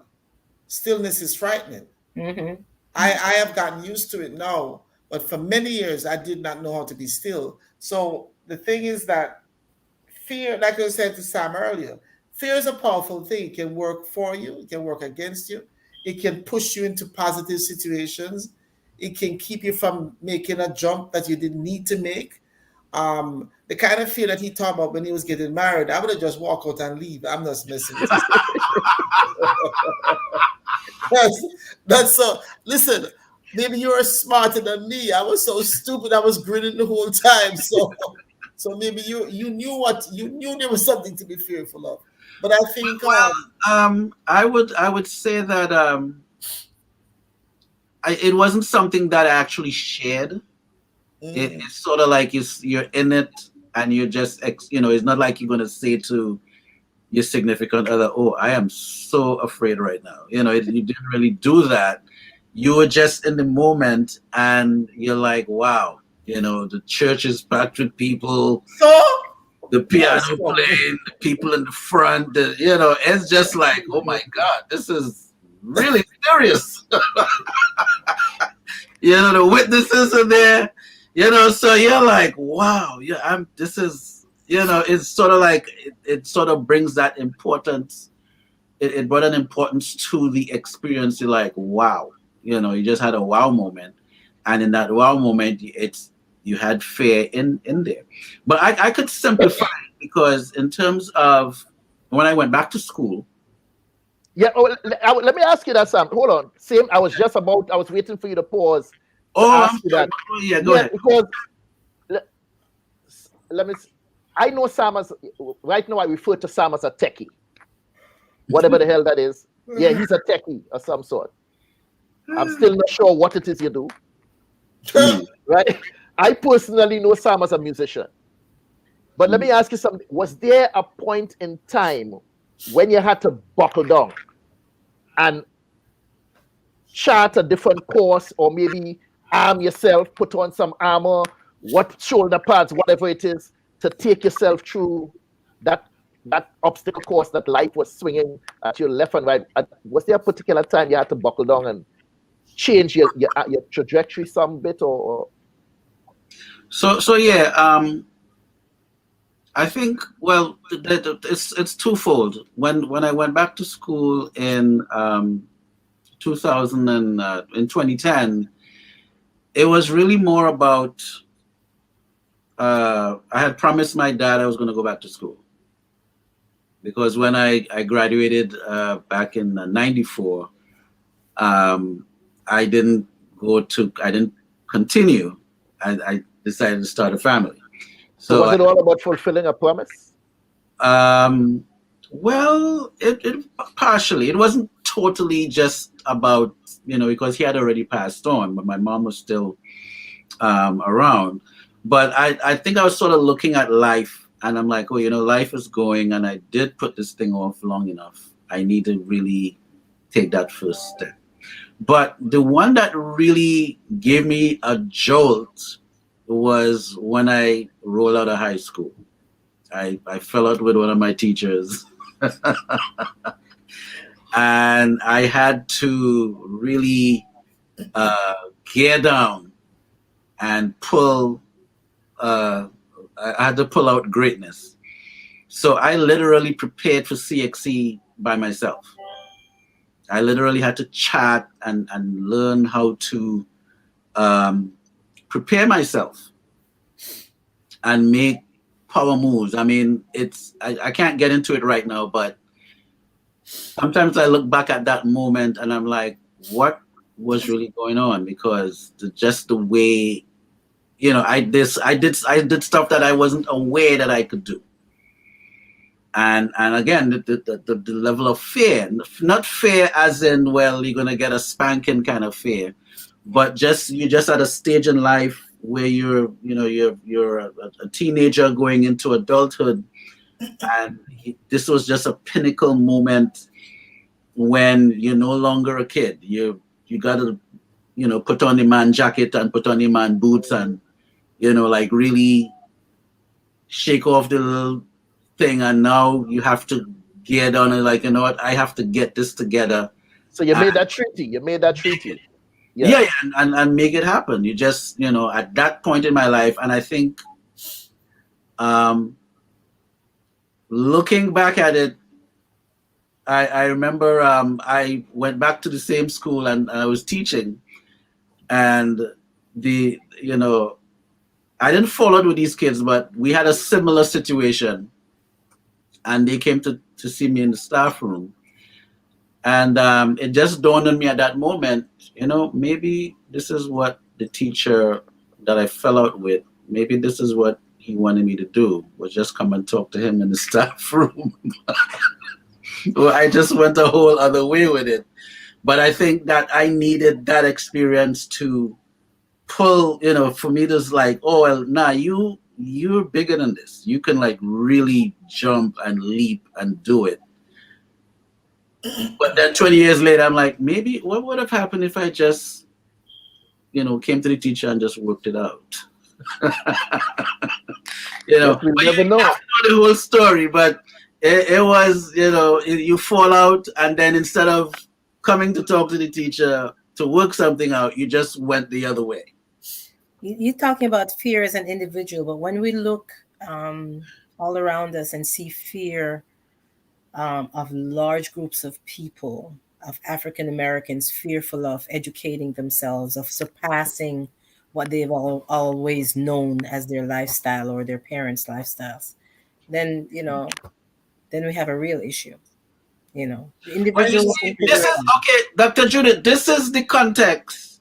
I think Curtis showed us that image in what Karin just said, because to many of us, we don't think permanent. All right, and I'm just talking about it as a result, or cause and effect. If you have an image where it's selling you, okay, you know what, this is not your home, this other place is your home, it's going to make you not think of doing anything permanent in this place. Mm-hmm. You see what I'm saying? Yeah. So the cause and effect is, all right, well, if we're going to be going over here, why am I planting roots here? Yeah, So but I understand what you're saying. I understand perfectly. Right. So the same thing that Karin just mentioned is, right. Okay, fair as a group, we're easier to, we want to push certain responsibilities on other people because this is what you all want and you all own this and this is your thing. Our thing is over here. Okay, so now that's a great point, but that's where I have an issue again with us, because if you have bought that idea that we don't own anything, we don't have any part of this, it's all them and all the rest, and if we have that fear that we won't be able to get this and get that because they own everything and they're in charge of everything, what is our plan? What is our plan then? To make it in the next one. Man, we can't make it to the next one. We can't make it in any one. No. Well, That's not my personal plan. I don't know if there's a plan in place, and that's Bob Marley has a compound in Ghana. They say it's on a mountain. A Ghanaian woman told me. She said it is beautiful. So you recognize the very place where we originated from, we despise it. Why are more? There's a lady on my Facebook. She just moved to, I can't remember which African country she just moved to. What are we doing? Like I said, I've said it here before. Why are we constantly fighting to get into all white neighborhoods? Why can't we live amongst ourselves and make it good neighborhoods? If they don't want us, do we want us? When are we going to come to that place where we stop looking at them as the ideal? I don't care much images they show us. At some point, you got to get tired of begging people to sup with them. But okay, I think okay, go finish up, Karin. Finish up. No, just a comment to attached to that. People find all kinds of reasons to be at war, though. If it's not with themselves, it's with their neighbors. If it's not because of different race, it's because they're of a different ethnic group. If it's not because of that, it's because of a different religion or of a different political affiliation. So people always find reasons to hate. So what is the solution? We have to look back at how many people fell so that we can stand here and walk freely. If we were looking back, we would have some sense of focus. Well, let me tell you something. The little blouse and skirt boy them on the corner in Georgia was selling water and get themselves in a trouble, and they get locked up because them selling water on the corner, and them start arguing amongst them one another. And I think one of them shot one of them the other day. We killing we, saying they hate us. Okay, they taught us to do it. When do we unlearn it? What happened? Listen, there's a I don't know if the term is disconnect, whatever it is, between these little children out here, call them, so what do they call them, millennials or whatever? And they're black. Z. Okay, there should be Z. There should be zero. Anyway, they are the ones that lack history. That's my point. Okay. So the history is not, they're not learning it. Okay. So they're the same behavior. So they're the ones that we have to fix. How are we going to fix them? Okay, important, very, very, very, very important question. Hold on. How are we going to fix them? How are we pronoun, going to fix them? And half of the time we ask this question, but we seem to forget the we, that we collectively have to fix them collectively.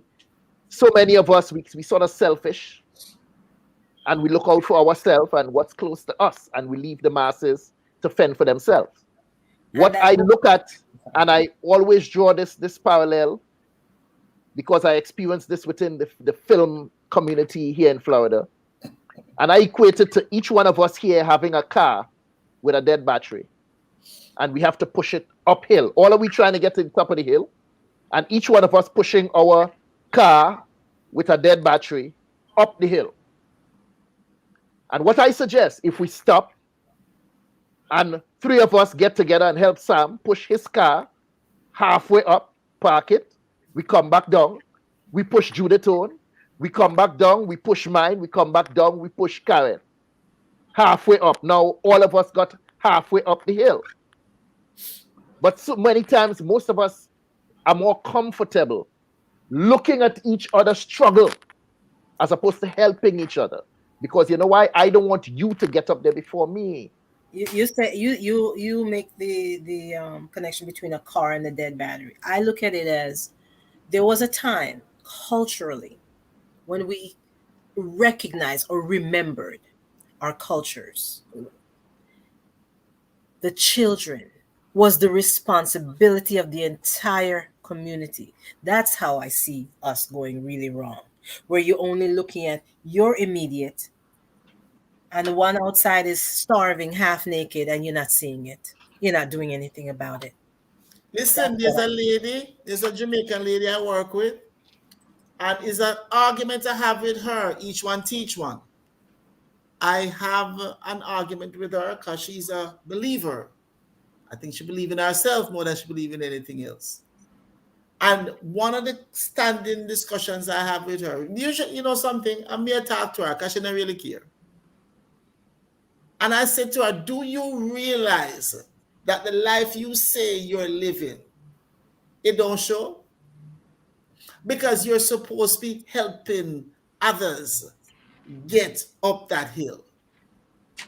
She recently signed up to help a young man, I think he's from Mexico, someplace in the school system. I just found this out, that you can sign up, and this one of the children from another country, they don't have a place here, they don't have family here. They will live in your house for the semester, the year, or a couple of years, whatever. And I bet there's some money involved. That blouse and skirt, sign up, and the child move into our house now.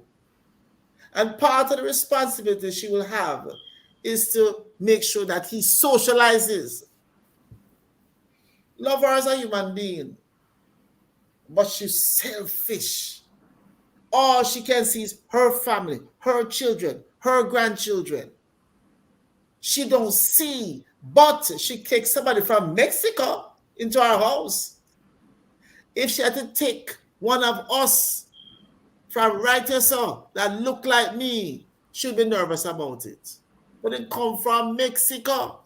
And I promise you she's getting some kind of money for it. So the bottom line is, I'm not going to sit here and tell you all the things I've done because it's not necessary.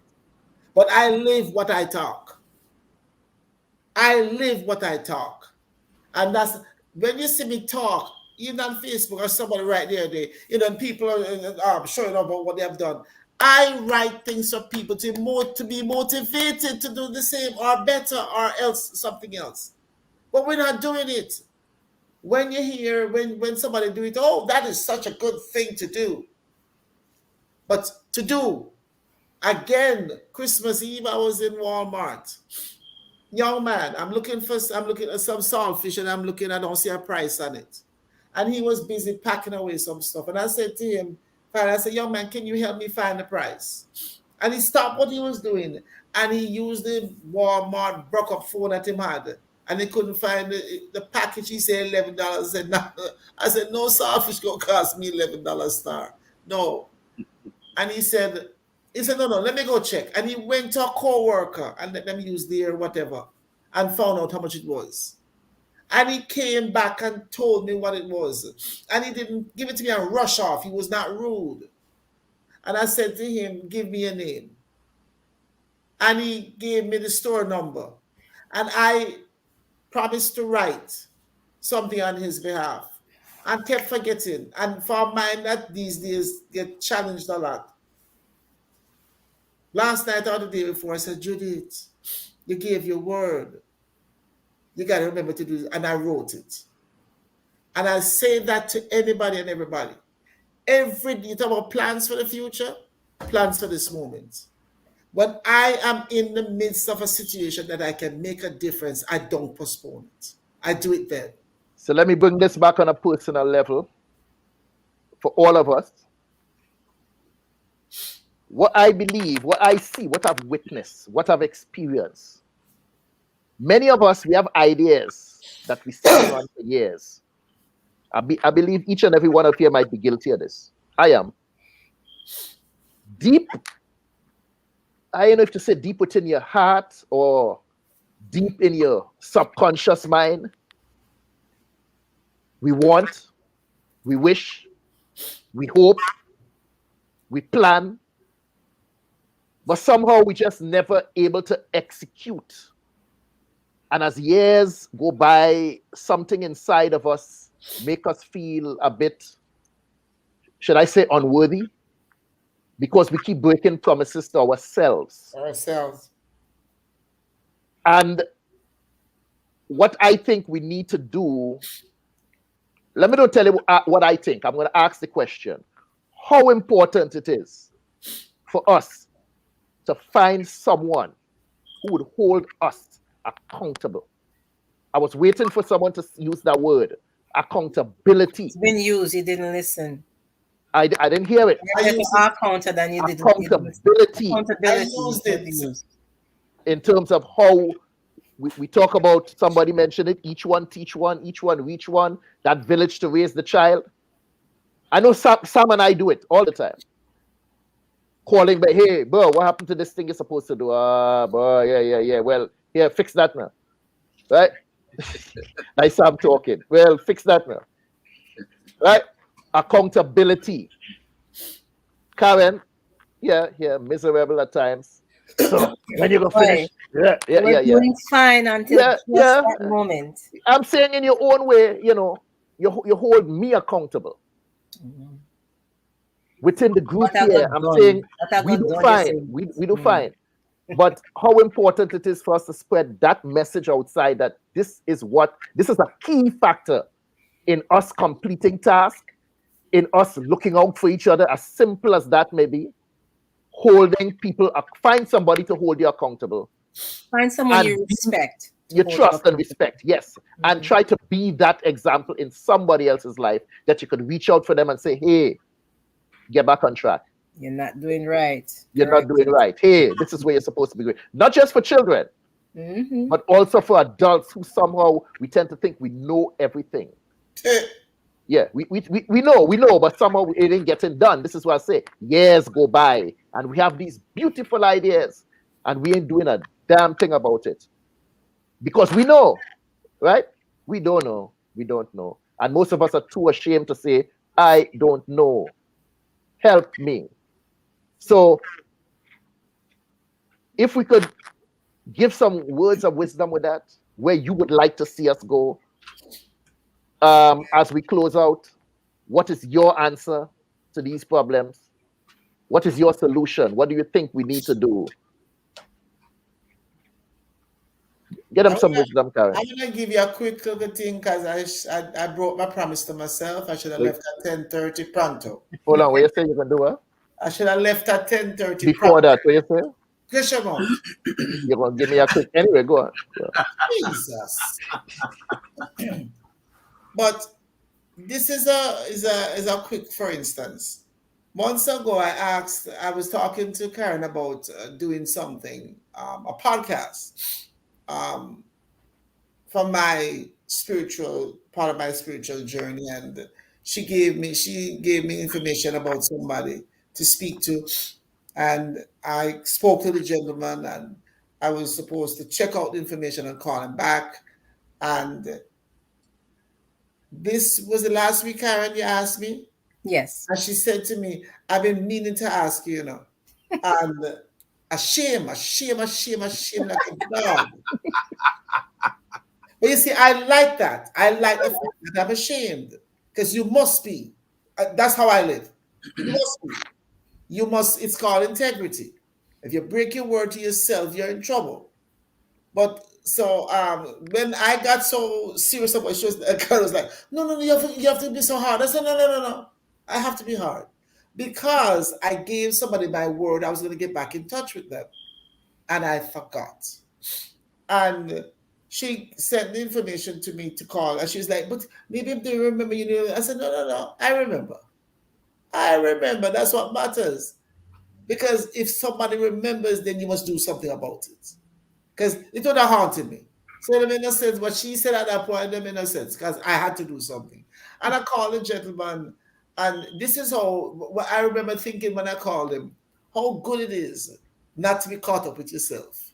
And I said to him, I introduced myself. I said, do you remember me? And he said, no. Yes. Was a good thing. I have a strong ego. I said, what? You don't remember me? And we had such a lovely conversation. But those things I pay attention to. I said, boy, Judith, you're treading on the right water.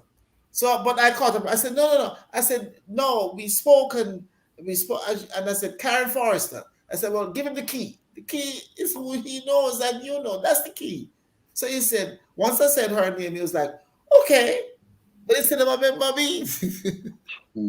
So then I explained to him what had happened. And I said, listen, I am very sorry. And he said, that's okay. I said, no, it's not okay. It's not okay. I gave you my word and I forgot. But I want you to understand that this is a matter of integrity. And I need to let you know that to some degree it's disrespectful. Not purposely disrespectful, but it is to me. So we spoke briefly, and I explained to him one of the reasons why, the major reason why I didn't follow through. And it ended up with me sharing some information with him.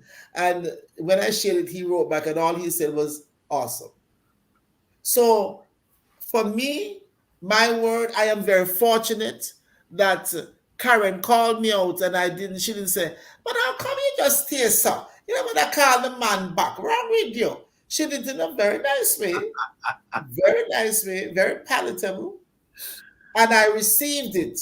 Did I receive it well? Yes, you did. You got a gentle reminder. No, I was curious if something positive and productive came from it. It wasn't. Right. It wasn't. My energy wasn't to. Who am I to scold another adult? I was curious.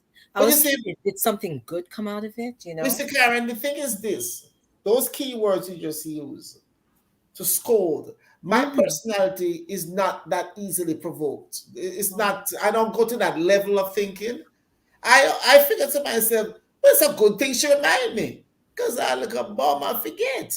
So, but I put it on me first, and that's how I live. I put it on me first. So anyway, the bottom line is, Curtis, what you're asking is that is how I look at things. Unfortunately for me, I don't have a lot of people who will say to me, Judith, remember you have such and such to do, you know. It's very rare in my life that I've had people who will do that for me. And thank God I have a pretty good, whatever you call it, inside of me, that I'm able to remember to follow through on things. And because I have a harsh way with myself, I'm very hard with myself, I tend not to forget, because I'm very hard on myself. And a couple times people have reminded me, but they remind you to show you up. Some people, I thought you say you're going to do that thing. So, okay, is that how you remind me? You couldn't say it a little better. So sometimes you have to be careful who you're asking to hold you accountable. Put it that way. Because some people see it as a matter of a chance to juke you instead of being caring and kind. So that's my take. Karin? Slightly different. I don't know how this will come across. Hopefully it's cohesive. We're from a continent of Africa. We're from the continent of Africa with so many countries and ethnic groups.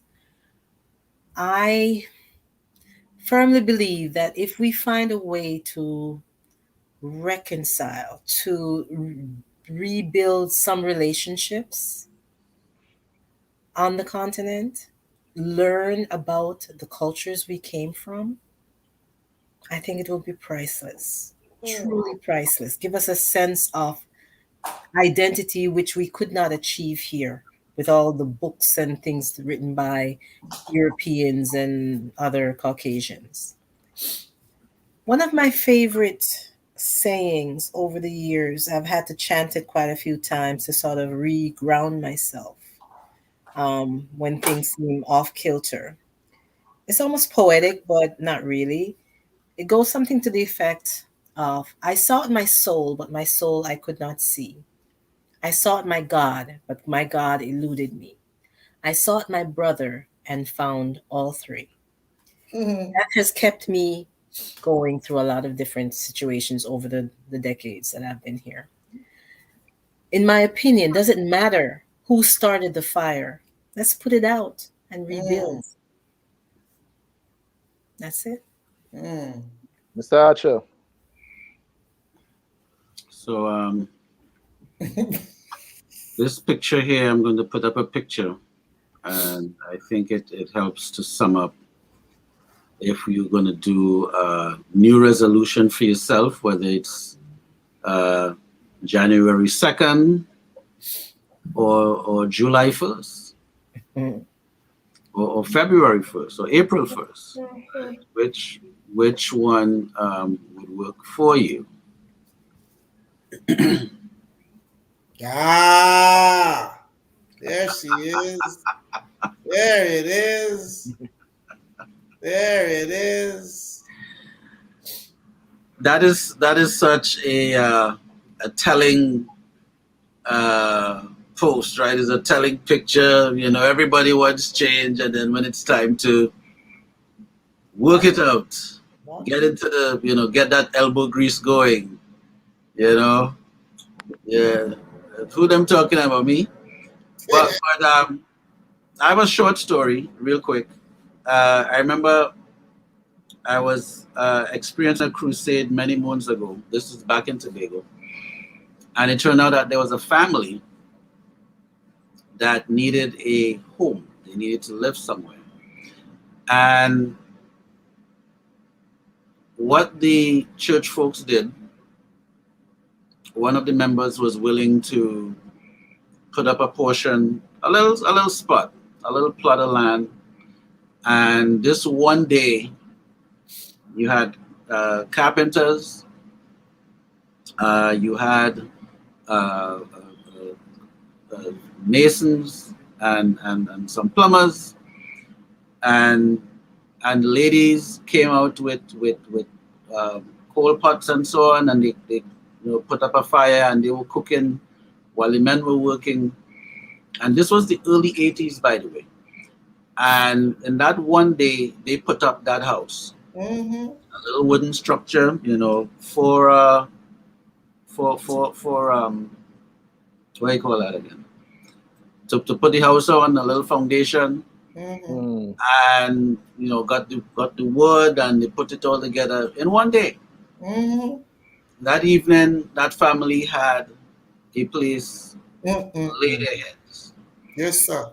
And I haven't seen that again since in our community.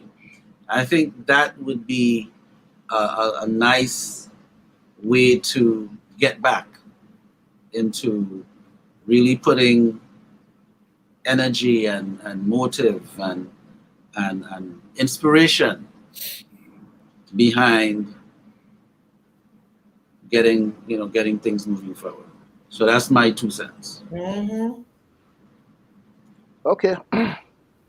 Earlier I want to ask the question, do you know who you are? And that question was drawn from a similar question I asked myself. Who am I? When I introduce myself to somebody, if meeting them for the first time, what would I say? My name is Curtis. I don't even think I've figured that out yet. Who I am. Not so much what I do, but who I am. And I asked Karin the same question. If you were to introduce me to someone, you would say, hi, this is Curtis Henry. He's... Curtis Henry. Yeah. So in terms of all of the resolutions and all of these different things, for 2022, I got my mind on my money and my money on my mind. My personal goal is to make more money, multiply my money so that my money could make more money. I want to make more money. I want to make so much money when I'm asleep, more than I could spend when I'm awake. That's what's on my mind for 2022. God knows it's the honest truth. I'm tired. I've spent a lifetime of doing favors for people, selling myself short, cutting my prices to please other people. And these same people look at you years later and say, but wait, he wasn't in business? Look at him, he can't even run a business right. For them same people beg you and waste your time and cut down your price so that it could benefit them. And when it don't benefit you in the end, they say, look at him, poor thing. He can't even run a business. Look at the breakdown piece of truck he driving. He can't even fix it. Why? Because my money left in your pocket. People, those days are done. 2022, I got my mind on my money and my money on my mind. See, that meant nothing for me. Peace and blessings. Hi, I'm Dr. Judith Barnes. I'm an author, a playwright, poet. I'm also a broadcaster by training, and I recently found out about 2 years ago that I can paint paintings, which means I paint sceneries, I paint landscape, I paint animals. I have just discovered, and so that I can do this. And so along with all the other gifts and talents that I've been blessed with, I have paintings, and they are on view and for sale on Etsy and also on Facebook. And if you desire to order any painting or order one of my books, because I'm also an author, please give me a call at 470-564-8267. That's Dr. Judith, and the number again, whether you want to just talk to me or order one of my paintings or one of my books, please feel free to call 470-564-8267. Thank you.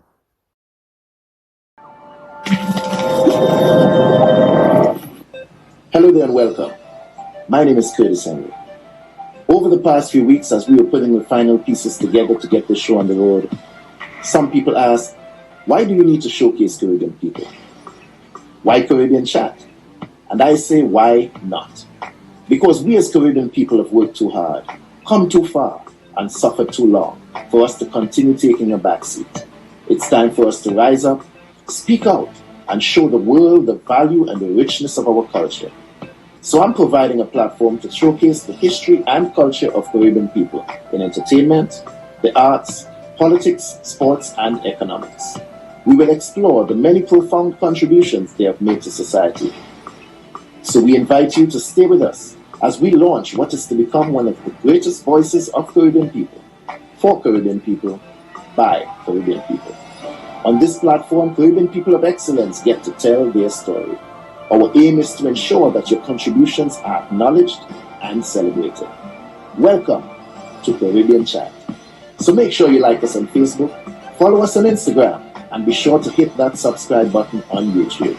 We are Caribbean Chatt.